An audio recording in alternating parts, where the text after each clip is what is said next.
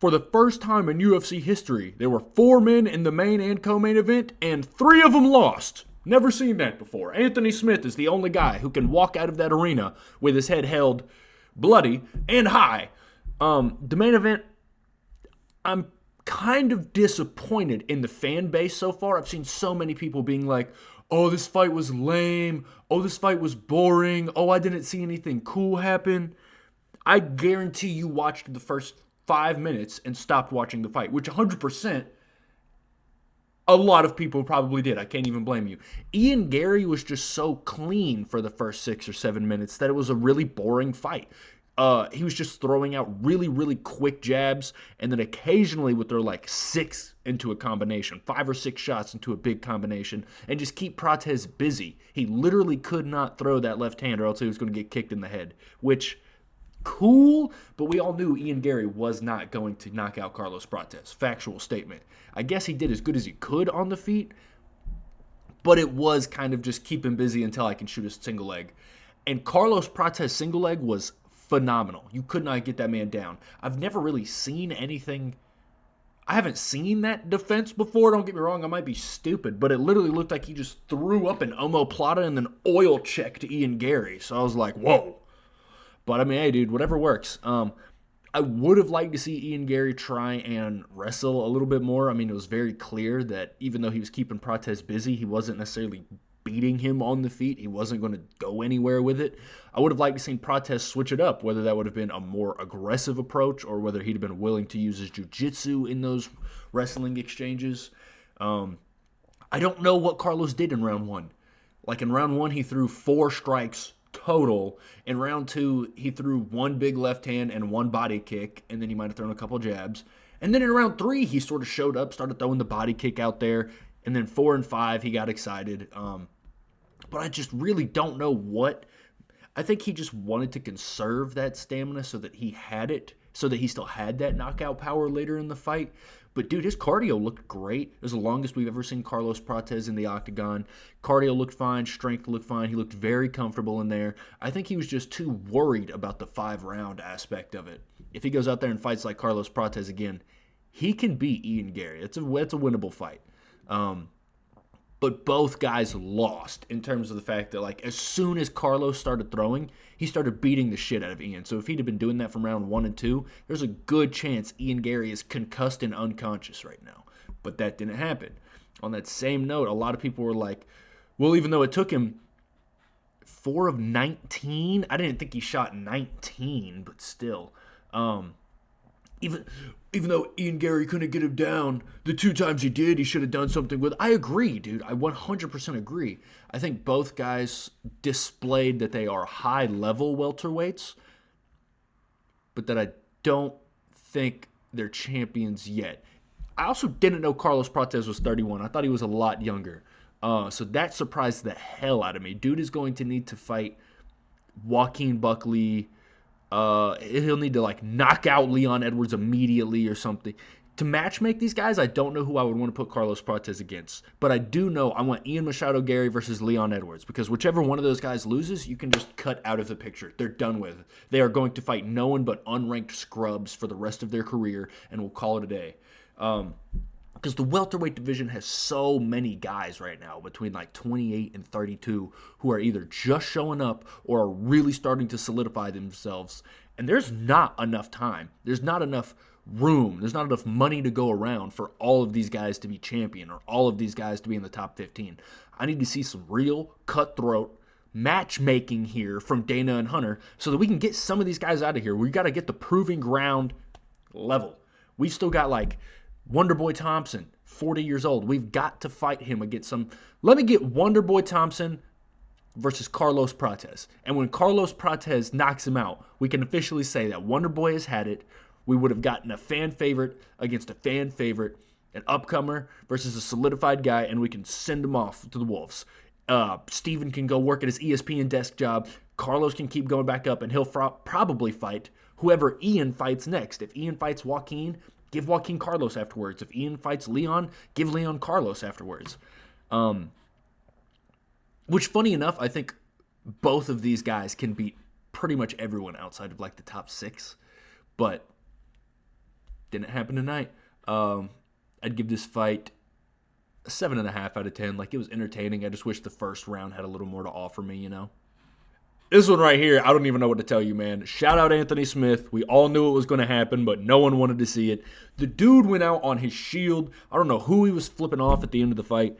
He was getting hit with some jabs and a kick or two. Nothing serious.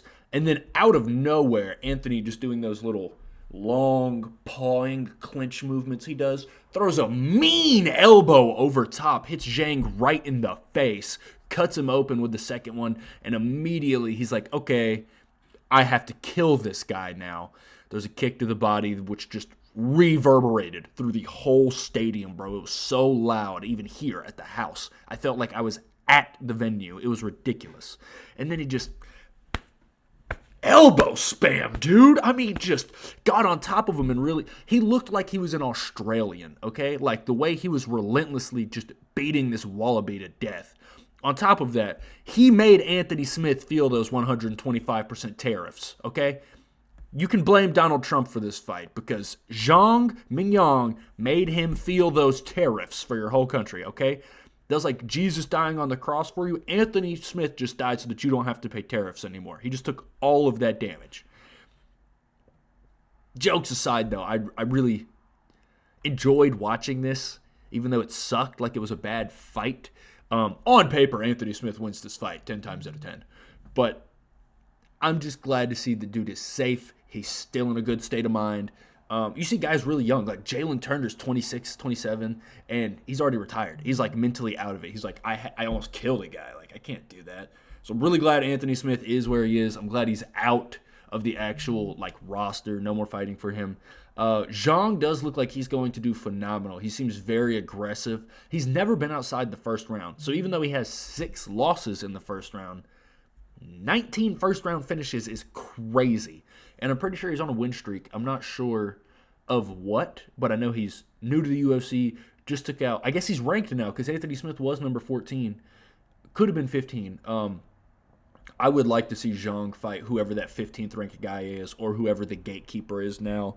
Just to really, I'm not going to say test the guy because even though it was Anthony Smith, we've seen the guy's clearly talented. But I do want to see him go against someone who has that level of defense and athleticism to where they can take a shot and still give him some, whatever you want to call it, you know, some friction on his way to the championship. But I do see a lot of good things coming for Zhang. If I had to match him up right now, I'd give him someone in like that 12 to 14 range because heavyweights suck, bro. Heavyweights and light heavyweight too, really. There's really no point in holding these guys off and backing them up. Just send them forward. I would give him like Johnny Walker and then immediately give him like a 10th or 11th ranked guy. Because you're already talking about like Sergey Spivak or something. I mean, I know he's a heavyweight, but like somebody in that level of skill, you're not going to give him Jamal Hill. You're not going to give him Yuri Prohaska. You're not going to give him Alex Pereira. And you're not going to give him Magomed Ankalaev. Outside of that, what light heavyweight are you against watching him fight? Like, if you want to watch him get humbled, throw him against Khalil Roundtree. If you want to feed him that confidence, throw him against Johnny Walker. If you want to test him as a current prospect, throw him against somebody in the middle. Done. Boom. Hunter, give me a call.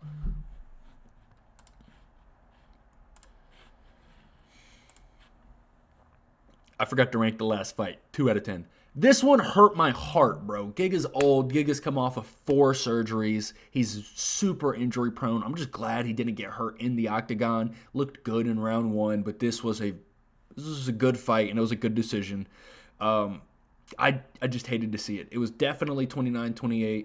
I have no issues with this fight, no issues with the judging. I just wish Giga won. But there was nothing weird. There was no bullshit. This was probably the cleanest fight of the night. No eye pokes. Oh, I'll get to that in a second. But still, shout out David Onama. I actually don't know how old this guy is, but I know it's his second time around in the UFC. Glad to see somebody younger, solidifying themselves. Giga's no joke. Giga might be old and hurt, but he's still a top 15 featherweight in the world. And featherweight is a deep division. So even though Onama might have barely won this fight, he's going to look really good against a lot of these other guys we've got to throw against him. Especially those bottom of the barrel featherweights and bantamweights. They cannot hang with these guys. There's a big skill gap in those. Anything below 155, I'll make a whole nother video on that. But giant skill gaps in those lower weight classes. And then with the big guys, it's like they're all just ass. It's like who just has the best cardio. Not all, but you know what I'm saying. 85% of the fucking guys. But Giga Chikadze might be calling it a career. Like, he's only 15-5 in pro fights. He's 36 years old. There's older guys in the UFC. There's people who have been through more adversity. But you've got a kick named after you. You're a fan favorite. Like, you haven't had a big fight in a long time. The fans definitely want to see another Giga W before he calls it a day. I'd give this fight 6.5 out of 10.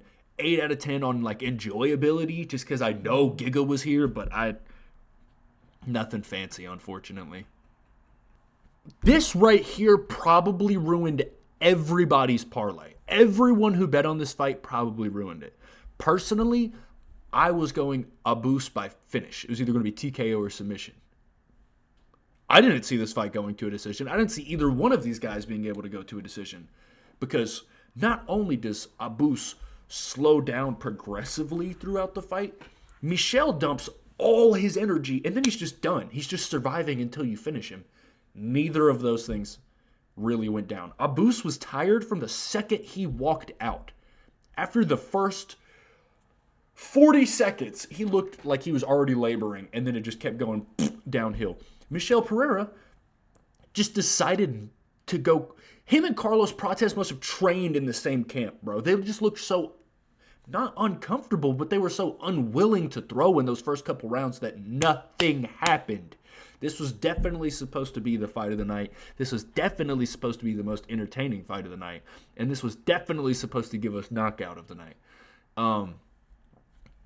You only went 25% on your takedowns against Michel Pereira. You couldn't even knock him down, and he was that gassed. On top of that, if Michel's plan was to just outlast Abus and let him gas out and then kill him, you couldn't do that. Your gas tank is ass. So, like, did you train for that game plan? Or did you just, like, have a regular camp that you always do, capoeira and coochie, and then fucking just come up with the game plan that night? Like, I'm really confused there, personally. This was a 1 out of 10. This was an abomination, guaranteed. If this would have been the banger it was supposed to, this card could have been better than UFC Seattle with Henry Cejudo. This was a good fight night, and a lot of people have been really talking shit about it, but there was just one or two issues that sort of held it back. The prelims were better than the main card, in my opinion. Regardless, both of these guys disappointed. Both of these guys lost aura. Both of these guys are getting sent back down 2 or 3 spots. Can't believe Michel Pereira was ranked a little while ago. I'd love him. I'm a Michel fan, but, like, let's not act like he's something he isn't. I'm going to give this fight a 2 out of 10. Nicholas Dalby did get knocked out by Brian Battle's son. We'll be honest. No one's ever knocked out Nicholas Dalby. I find that so astronomically hard to believe with as bad as this guy is defensively. Like, he throws up, well, I forget what it's even called, but it's that Dustin Poirier guard. The fucking elbow and the arm out there, you know what I'm saying? Not hailing anybody. But, like, you are begging for someone to just rip your liver and ribs and then throw the meanest overhand you've ever seen. I can't believe this dude's gone through 30 professional fights without getting absolutely enganoed. Thank God Randy Brown did it. Thank God somebody did it. Randy Brown looked phenomenal. We already know what to expect out of this guy. Super confident, super athletic, very, very powerful. It went exactly as it was supposed to. It went exactly as everyone wanted. I really don't have much else to say about this fight. Nicholas Dalby looked super sloppy. I'm pretty sure he's getting up there in age. I'm actually dumbfounded he's never been knocked out before. But definitely performance of the night bonus for Randy Brown. I didn't look at where the bonuses actually went, but Randy should get one for that KO. Absolutely flush. Great placement on the chin. Terrible call out, though. Like, terrible, really, really boring call out. Randy Brown and Zhang Mingyang might be the least marketable guys in the division, which is crazy in their divisions. Like, on this card, Randy Brown for the welterweights, Zhang Mingyang. I could never get one of those guys in a top 3 fight on a card, simply for the fact that their call-outs or what they would say on the mic afterwards would either be irrelevant impossible to understand, or just nobody cares, bro. Nobody cares about these guys, so whatever they're saying isn't going to stick to anything. It's not a shot against them. I would like to see Randy Brown go up against... Everyone's like, Randy Brown needs a number beside his name. Please rank Randy Brown. Give him a guy, then. I hate when people are like, oh, he beat the 15th ranked guy. He's a ranked guy now. No, dude, just throw him straight up against number 11. Number 11, number 12. Give him somebody. Lightweight, for welterweight, I said lightweight because Dan Hooker got injured, and I feel like Dan Hooker could go up a weight class and be fine. He's as tall as these guys anyway. I would really like to see like a Randy Brown and Dan Hooker type fight. So at lightweight, you could give him not Dustin Poirier, not Max Holloway, not Ilya. Oh, I'm still naming lightweights. I meant welterweight. Sorry, dumb. I don't really know who I would want to see him go up against. Honestly, I'd give Randy Brown, Carlos Prates. Randy Brown, Carlos Prates. Schedule it right now. Obviously, Carlos Prates wins that fight, but neither of these guys took a lot of damage. They're both very confident. They're both very active fighters. I could see Prates and Brown coming by later in the year because Prates is going to be ranked like 13th now. I could see that. Fight gets a 7.8 out of 10. This was a mismatch. I don't know whose idea this was, but this was disgusting. Ikram just absolutely walked over him, took his time, stalked him into the corner, and beat his ass. This wasn't even close. I lost all faith in Ikram Aliskerov after Robert Whittaker uppercut him back into the shadow realm. But keep in mind, this is the only guy that's given Khamzat real issue throughout his entire career. So, maybe we've got to give him something there. Again, very, very impressive from Ikram Aliskerov. Andre Muniz needs to go back to the drawing board. He looked awful. I don't know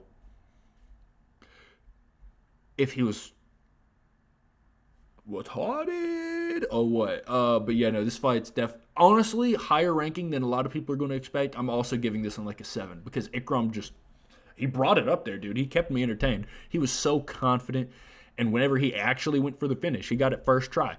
Mad respect, mad aura increase. My favorite fight of the card right here. My boy Matt Schnell beat retirement and beat Jimmy Flick. This was a great fight, man. Jimmy Flick proved that he is an absolutely relentless wrestler with nothing to give up on. Dude has everything to gain in his career. He is phenomenal. Dude showed a lot of heart, a lot of cardio. He was very smart. It just showed Matt Schnell was just better. Matt Schnell has more experience, and that's all we saw in this fight. He had a better gas tank, and he was very comfortable no matter what. Even when Flick was just shoving his fucking chrome into Schnell's sternum, into his chest, into his face, and just rubbing him on the mat like a grinder. It did not matter. Matt Schnell was comfortable. He was throwing up submissions. He was defending himself, listening to his corner. Beautiful, beautiful work. Very glad he did not retire. 17-9 for both guys is kind of crazy. I don't remember if this was split or unanimous, but I 100% had it for Matt Schnell. I think I had it 29-28. I really enjoyed this fight, man. I hope Matt Schnell stays around for a little bit. I'm really interested in Jimmy Flick now. Be honest with you, I'd never heard of the guy. So I don't know shit about dude. I don't know if he's a prospect. I don't know if he's old. I don't know if he's young. But anyone with that fighting style, I'm game for. People don't like watching Merab because he just spams takedown attempts. Merab isn't even that great of a wrestler. He's just so much more physically dominant than his opponents that he is wrestle-fucking them. Do you know what I'm saying? Whereas Jimmy Flick does not seem to be that physically dominant, but he seems to be a great wrestler. If he could go along a little more of that just improving his body, improving his lifestyle type choices, I feel like this guy could be legit. Matter of fact, Jamie, how old is Jimmy Flick? Can we pull this guy up right here? Oh, 34. Yikes. Never mind. So he's definitely on the back end of his career, but this is a really entertaining guy to watch. Who's he been going up against? Malcolm Gordon, Nate Maness. Nobody. Charles Johnson. Oh, he got knocked out in the first round, though. Oh, I do know this guy. That's crazy. I can't believe I knew this guy and didn't even know I knew this guy. Regardless, I like Jimmy Flick. Shout out Matt Schnell for winning this fight.